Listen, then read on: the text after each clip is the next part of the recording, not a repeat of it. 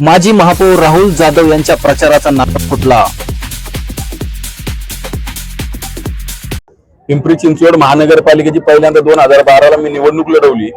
त्यानंतर 2014ला जेव्हा महेशदादा लांडगे आमदार झाले तेव्हापासून दादांबरोबर खऱ्या अर्थाने या प्रभागामध्ये आपण विकास गंगा वाहिली आणि खऱ्या अर्थाने या प्रभागामध्ये अनेक विकास झाला, अनेक कामे डेव्हलप झाली। खरं तर काम करत असताना कधी 100% कामे पूर्ण होत नाही, त्यामुळे दादांच्या माध्यमात राहून काही कामांना अडचणी आल्या असतील, पण जी कामे आपल्याकडनं झाली ती 60-70% कामे प्रभागामध्ये झाली। उर्वरित कामे येत्या काळामध्ये होणार आहे आणि ती दादांच्या माध्यमातून नक्कीच लवकरात लवकर ती कामे आपण पूर्ण करू। खरं तर पाहायला गेलं तर बोराडे वस्ती असेल किंवा चिखली असेल या ठिकाणी प्रत्येक काम जे आहेत ते अनेक झटापटीने तुम्ही केले। त्याचबरोबर आपण जर बघितलं तर पोलीस आयुक्तालय असेल, कोर्ट असेल, असे अनेक जे शासकीय प्रभाग आहेत ते आपल्या प्रभागामध्ये तुम्ही घेऊन आलाय, काय सांगेल एकंदरीत? हे पहा, आपणा सर्वांना माहिती आहे आणि पिंपरी चिंचवड नव्हे तर संपूर्ण पुणे जिल्ह्याला माहिती आहे की दादांचे आणि माझे संबंध अत्यंत जवळचे घरोब्याचे संबंध आहे आणि म्हणून रक्तापलीकडचं आमचं नातं आहे। कोणताही विषय या प्रभागाच्या विकासाच्या दृष्टिकोनातून जेव्हा दादांना मी बोलतो तेव्हा दादांना तो स्वतःचा विषय वाटतो आणि म्हणून आपण जर पाहिलं तर खऱ्या अर्थाने लोकांना जी गरज होती, CIP कॉलेज इंजिनियर घडवण्याचा जो कारखाना आहे तो खऱ्या अर्थाने आपल्या इथे झाला। महिलांच्या सुरक्षिततेच्या दृष्टिकोनातून आयुक्तालय या ठिकाणी होतंय आणि त्याचबरोबर कायद्याचं उल्लंघन व्हावं नाही आणि म्हणून ती जी यंत्रणा काम करत असते ते न्यायालय या ठिकाणी होतंय, याचा मला अतिशय आनंद होतो। गायरानाच्या जमिनी देखील दादांनी आम्हाला मिळवून दिल्या। आदरणीय मुख्यमंत्री देवेंद्रजी फडणवीस साहेब असताना 17 एकर गायरानाची जागा मिळाली, त्यामध्ये भव्य दिव्य तळे गार्डन झालं, बैलगाडा घाट झाला, शाळेची इमारत त्या ठिकाणी आहे आणि बरोबर बैलगाडा घाट असून रामायण मैदान देखील आहे। दादा, एकतर तुम्ही म्हटले की पूर्ण कामं होत नसतात, काही कामं प्रलंबित आहेत, आता तुमचं पुढचं विजन काय असणार आहे? माझं पुढचं विजन असं आहे की उर्वरित कामे लवकरात लवकर पूर्ण करणे आणि त्याचबरोबर या प्रभागाचा संपूर्ण विकास करणे, DP डेव्हलपमेंट करून सर्व सुविधा प्रत्येक शेवटच्या घटकापर्यंत कशा पद्धतीने मिळेल यासाठी माझा प्रयत्न राहील। मोठे मोठे प्रोजेक्ट जे गेल्या 10 वर्षामध्ये आपण या प्रभागामध्ये आणले, असेच चांगले प्रोजेक्ट भविष्य काळामध्ये महेशदादांच्या माध्यमातून या ठिकाणी आणून आपण चांगली कामे करणार आहे। आज प्रचाराचा नारळ फोडला, मतदारांना काय आवाहन करा? आज प्रचाराचा नारळ फुटलेला आहे। माझ्यावर प्रेम करणारी जनता ही उपस्थितांवरून तुम्हाला कळतंय। नागरिकांना मतदारांना आवाहन करण्याची मला आवश्यकता नाही। मी 365 दिवस 24 तास कायम लोकांमध्ये असतो, त्यामुळे लोक स्वतःहून मला आशीर्वाद देण्यासाठी त्या ठिकाणी तयार आहेत आणि लोक 15 जानेवारीची वाट पाहत आहेत आणि 16 जानेवारीला गुलाल उधळण्याची देखील वाट पाहत आहेत। पुन्हा एकदा महापौर होता, मी एक साधा कार्यकर्ता आहे। भारतीय जनता पार्टी हा जगातील सर्वात मोठा पक्ष आहे आणि आदरणीय या देशाचे पंतप्रधान नरेंद्रजी मोदी साहेब, त्याचबरोबर या राज्याचे मुख्यमंत्री देवेंद्रजी फडणवीस साहेब आणि विशेष करून माझे राजकीय दैवत महेशदादा लांडगे हे जो मला न्याय देतील किंवा जे पद देतील किंवा देणार नाही त्यामध्ये मी समाधानी आहे। पहिल्यांदाच मी खऱ्या अर्थाने या शहराचा प्रथम नागरिक म्हणून महापौर झालेला आहे। जे पद मला पक्ष देईल त्यात मी समाधानी आहे।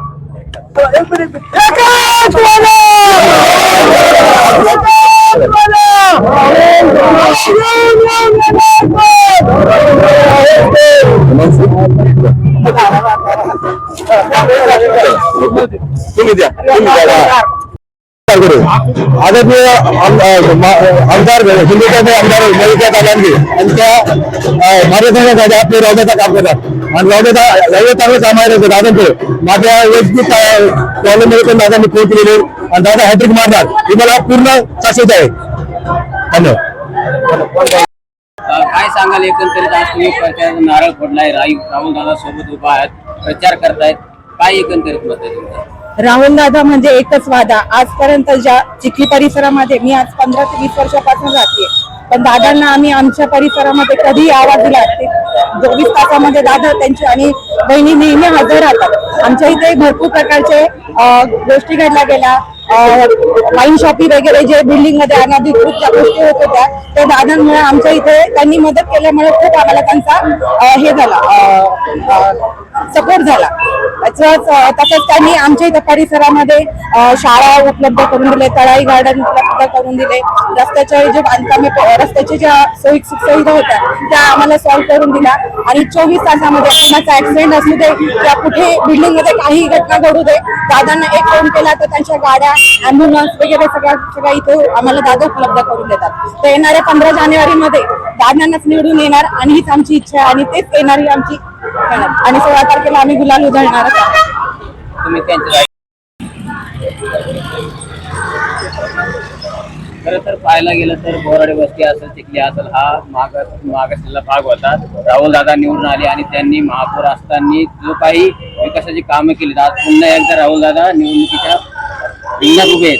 काय सांगाल एकंदरीत? दादा गेल्या 15 वर्षापासून आम्ही हे समाजकार्य करतो. तर दादा 2017ला निवडून आल्यापासून आम्ही प्रभागात खूप काही डेव्हलपमेंट केली.